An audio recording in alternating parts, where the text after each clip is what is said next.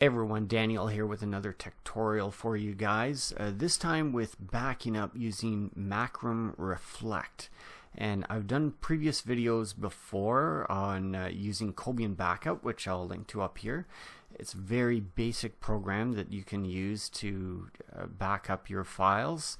But with Macrum Reflect, it allows you to take an image backup. And one of the important differences with taking an image backup versus a file backup is you can restore your computer back to the way it was, including all your program settings, customization, as well as your data. Where with a basic file backup, it's only backing up your documents, and if you forget to back up something or to include it in that backup set, it would not be backed up. So with an image, you have the entire system. So stick around.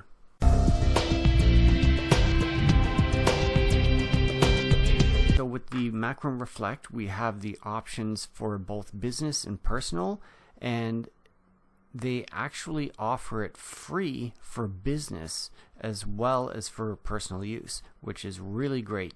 There's just some features that you wouldn't get in the free edition, whether you're using it personally or for business. So let's have a look. So if we go over to their website here, macrumreflect.com, I've gone into the products. So if I just go back to the homepage.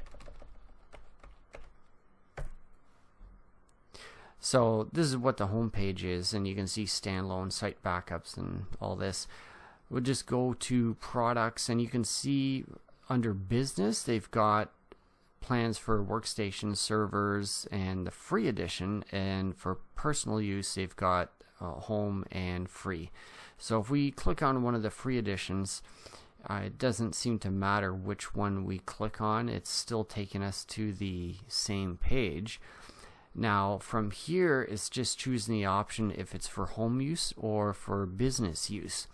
So, and they do give you some information about it here, including a 30-day trial for some of the features that you're not going to get. So as we scroll down here, you'll see some of the key features that you get in the free edition is creating an image live while you're running the operating system. So while you're inside of Windows, you can take an image, which is really amazing, because what I used to do even previously for taking an image backup before doing any major repairs for any of my clients, I'd take the hard drive out of the machine and clone it, so then we know that we've got everything in case something goes sideways.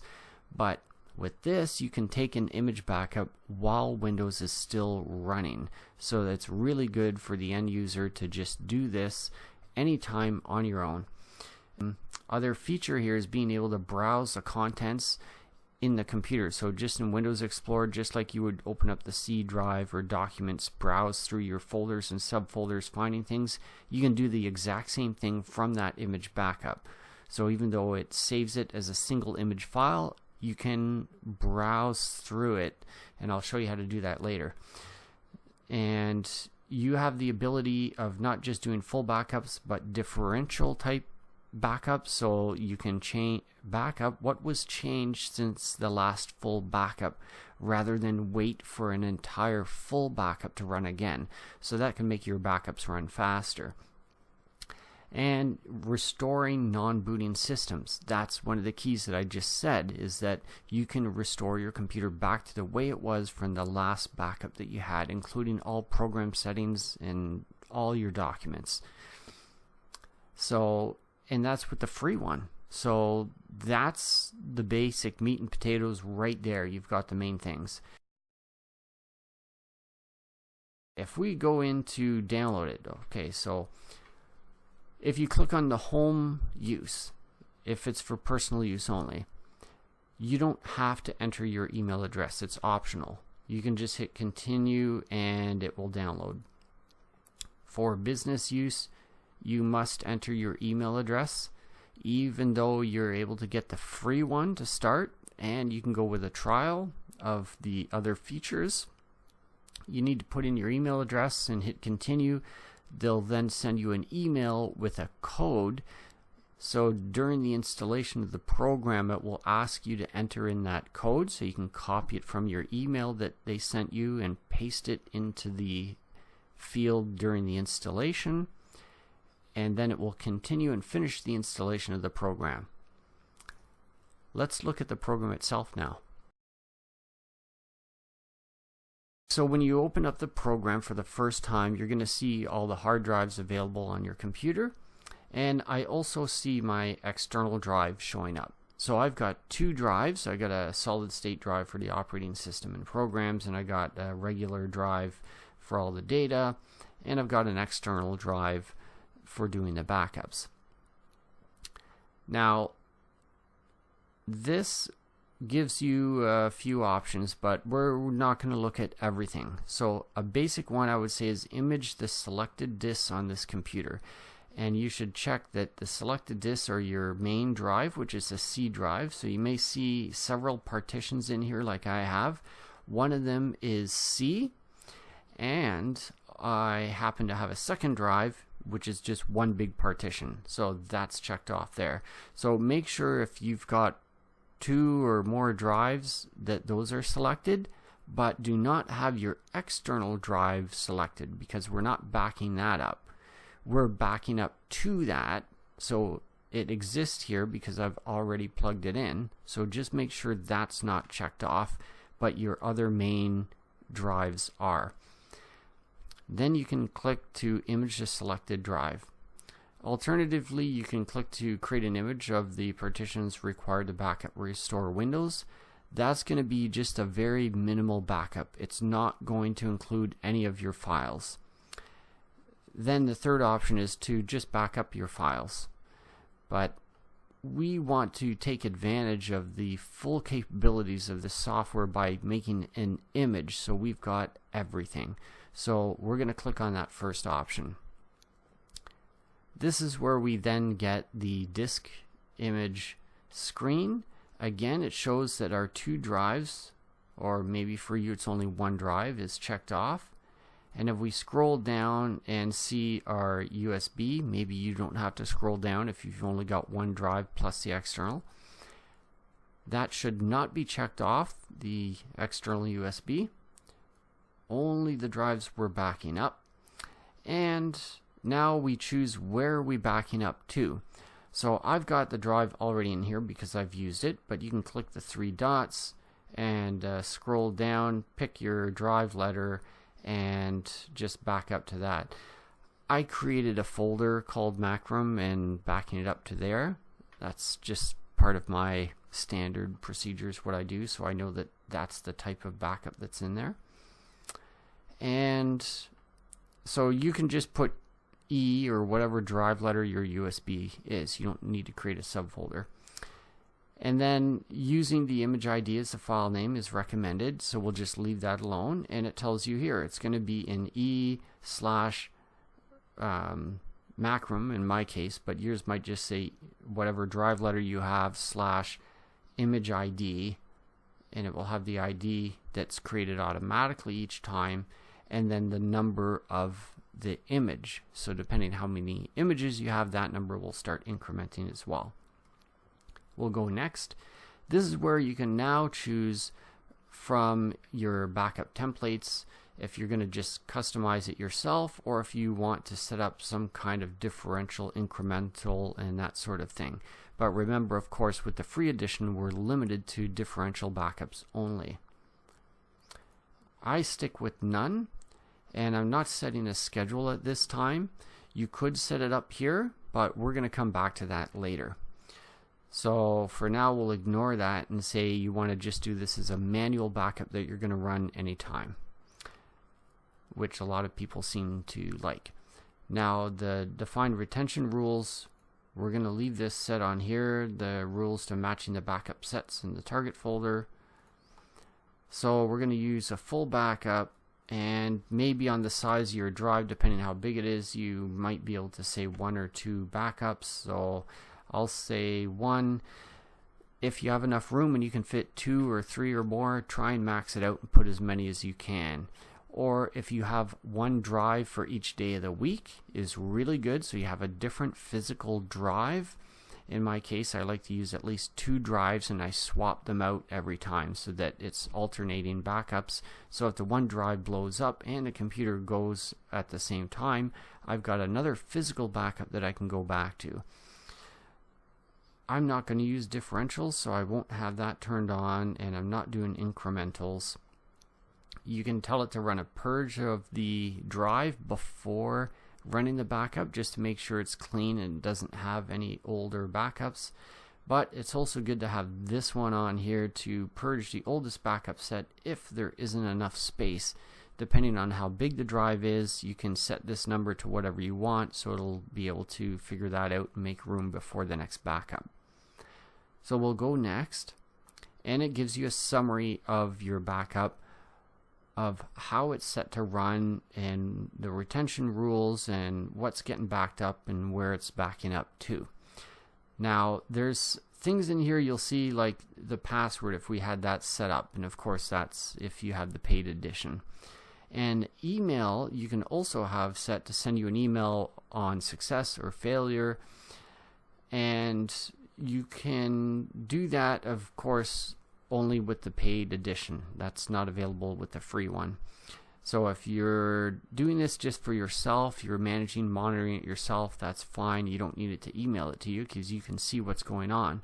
But if this is something that you're setting up for a customer that you need managed, or if you're having this set up and you want to dedicate an employee to manage and monitor this for you, then you can have it set up to email them alerts, and they can monitor those email alerts for you. So we'll hit finish. You can tell it to run the backup now and also save this and schedule it for later. Now, and it's got where it's going to back it up to and what name it has. I'm not going to run it now because I want to show you some other stuff. Otherwise, if I have that on and I hit OK, it's just going to start backing up. So I'm going to hit OK, and it's set up and ready to go. So at this point, it would have started running the backup if you had that set to run. You won't have to go through this every time, and I'll show you that in this next section. I told it to save the backup set. It saved it in the computer in a folder, and it created a link here under the backup defined files. So if I just go back over here for a moment just to show you, this is where we were. So when you open the program, it's going to open it in this window first. So we want to go to backup defined files, or definition files, sorry, and then it shows us the one that we just set up. So we don't need to go through the whole procedure what I already showed you to do. We just need to go in here and we can run the backup, and it's as simple as going up to this icon here, and it says run the backup definition as I hover the mouse over it. When I click on it, it's got the options to prompt, full backup, differential, or incremental. So I would say from here go to a full backup, and then it just starts running. It's as simple as that. 2 steps and you're done.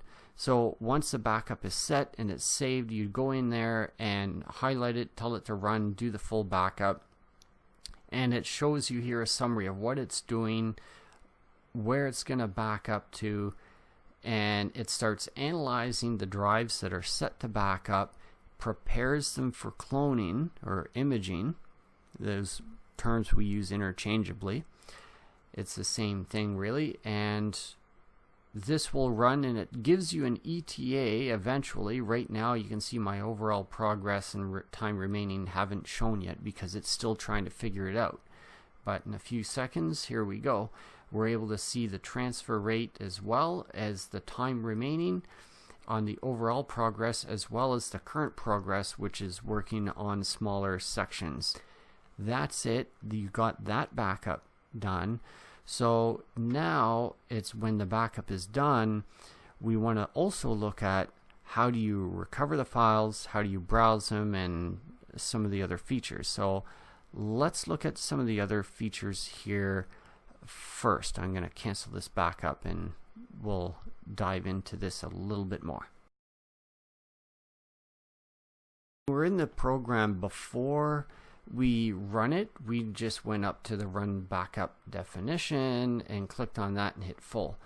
Let's have a look at some of the other things here.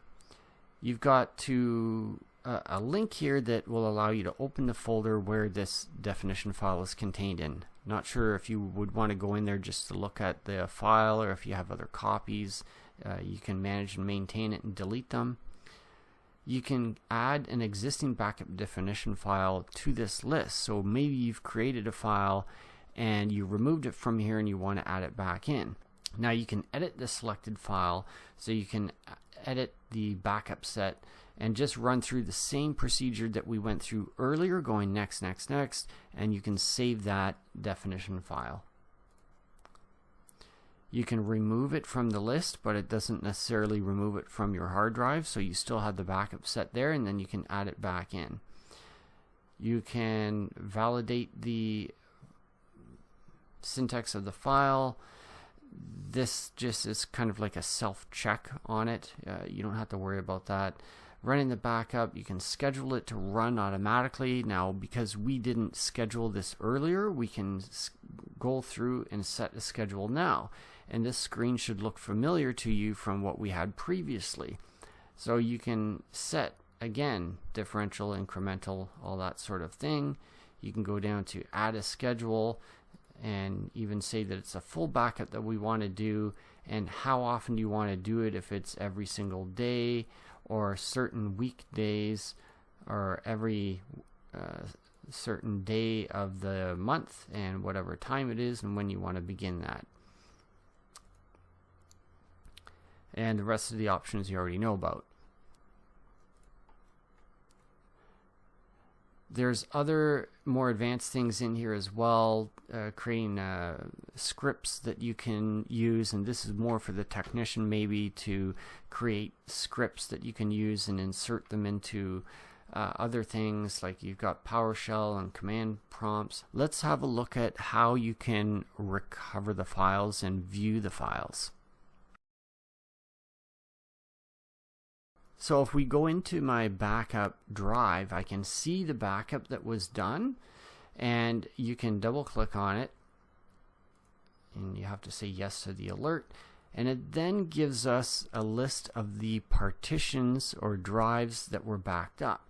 So I've got my one drive with the 4 partitions, and you can see the one is the C drive, and then you've also got the data drive for me as the second drive.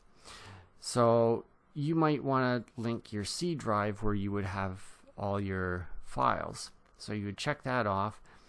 You may need to click this to enable access to restricted folders, because there'll be certain areas of that drive that you won't have access to. So I'm not going to allow enabled access, and we're going to just open that. So it's assigning a drive letter F to this C drive. So now I can browse it just like any other folder. So if I go into the users folder and my username, and then there's the documents folder, and you know, all these things, downloads, favorites, and so on, you can browse through everything exactly as you were. I don't have anything in my C drive, so of course it's not going to show there, but I have access to those things. Now the app data is a system file, and it looks like it's allowing me through there. So I'm going to see Windows System,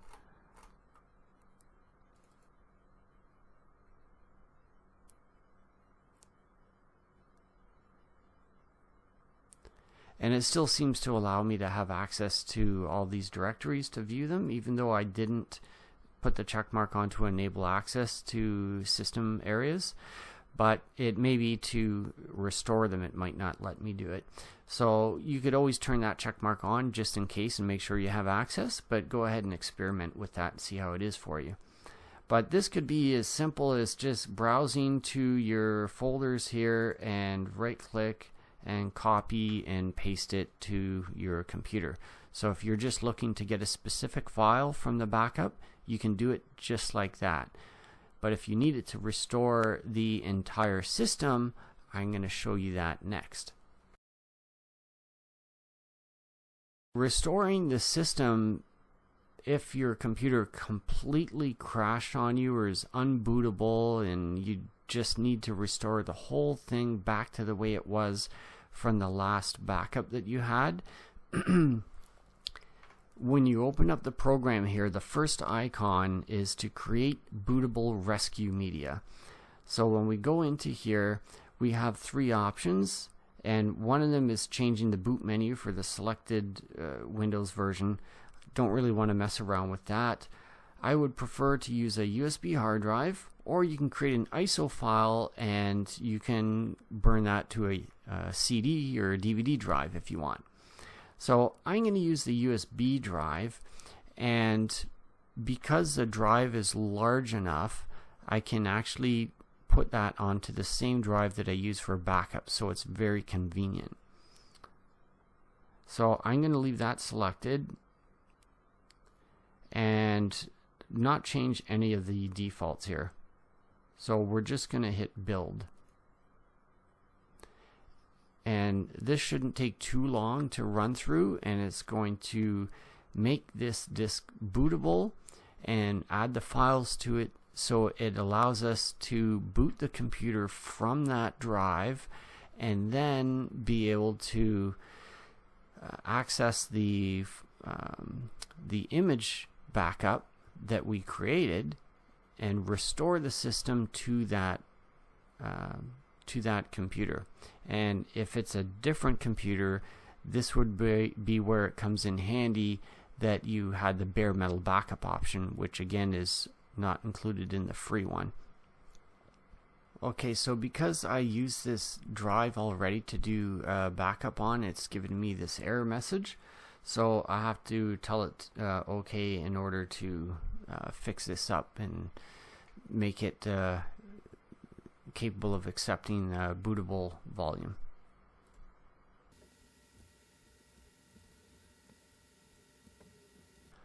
Okay, so I had a bit of a hard time with this because it had stuff on it already. I had to go in the device manager to delete the volume, and then it created its own small little volume that it was able to add the boot partition to. And now I've got this other unallocated section of the drive, so I need to make a new volume with that and assign a drive letter and the volume name. We can call that backup. So now I've got the two partitions on that external drive, and it's got the one little small 1 gig partition for the bootable section and the other part for backing up all the files. So when we're going to create our backups, we would back it up to that larger partition. So if you're going to be using the same USB drive to use as a bootable drive as well as to back up to, you're going to need to delete that partition and have it like it's a brand new drive and create the bootable disk media first. Then you can add that second partition in, give it a drive letter, and use that to back up to. So that was a lot to try and get that backup drive to work properly on there, but you could use the ISO image and then burn that to a CD or DVD. You can even use the ISO to burn to another USB later, but if you have a small USB stick, you can just label that as your Macron Reflect recovery media and use that, and you're not messing around with your main backup drive. But if you want to save space or not have extra devices, you can use the same one, but you have to create that bootable media first and then start using your backups. So if you were already backing up to it, you're going to need to delete those backups, unfortunately, and then start over again, but it's not a big deal. You can do that again later. So that's basically it for this video. You can now see your options for backing up and restoring, and even creating bootable media, so that in case the entire system goes for a crash, then you now have a drive that you can boot from and recover from that image as it is. So hopefully you found this video helpful, and you don't need to recover your files, but if you do, you now know how. So give it a thumbs up if you found this helpful. Subscribe if you haven't. It helps me keeping making more videos. Alright, thanks again for watching, and we'll see you guys in the next video. Bye for now.